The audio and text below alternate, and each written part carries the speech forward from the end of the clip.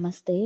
ప్రతి ఒక్కరి కార్యకలాపంలో ఈ సమస్త విశ్వం మిళితమై ఉంటుంది. నువ్వు ఒక పని చేస్తున్నావని అనిపిస్తుంది. నేనే చేస్తున్నా అనే స్వల్ప భావం లోపల నిశ్శబ్దంగా నిలబడి చూస్తుంది. కానీ నిజానికి ఏ పని నువ్వు మాత్రమే చేయటం కాదు. అది జరిగేందుకు మొత్తం విశ్వం నీతో కలిసి పనిచేస్తుంది. ఒకసారి కాసేపు ఆగి గమనిస్తే తెలుసుకుంటావు. ఈ శరీరాన్ని నడిపిస్తున్న శ్వాస, రక్తం, గుండె ఇవి నీ నియంత్రణలో లేవు.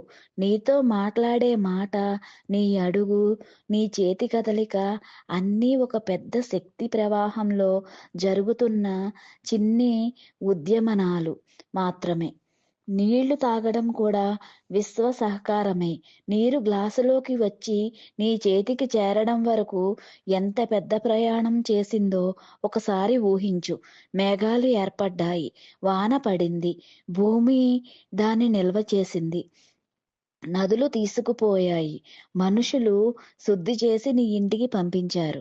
నువ్వు గ్లాసు ఎత్తిన క్షణం ఆ పని వెనుక లక్షలాది దృశ్యం కాని శక్తులు ఉన్నాయి. అయితే అక్కడ నేను చేస్తున్నా అనే భావానికి ఎంత పెద్ద స్థానం ఉంటుంది. ఆఫీస్‌కి వెళ్ళడమే ఒక విశ్వ ప్రాజెక్ట్. నువ్వు బైక్ నడిపి ఆఫీస్‌కి వెళ్తున్నట్టు అనిపిస్తుంది. కానీ బైక్ నడవాలంటే రోడ్డు వేసినవారు, ట్రాఫిక్ సిగ్నల్, పెట్రోల్ బంక్, కొంతమంది పనిచేసి బైక్ తయారు చేయడం, గాలి, సూర్యకాంతి, నీ శ్వాస, నీ గుండె స్పందన ఈ అన్ని పనులు కలిసి నిన్ను అక్కడికి తీసుకెళ్తాయి. అయితే ఈ ప్రయాణాన్ని నేను చేస్తున్నా అని అనుకోవడం ఒక చిన్న అల పెద్ద సముద్రమే అయినట్టు భావించటం లాంటిది. గింజ మొక్కగా మారడం రైతు చెబుతాడు. నేను పంట పండించాను.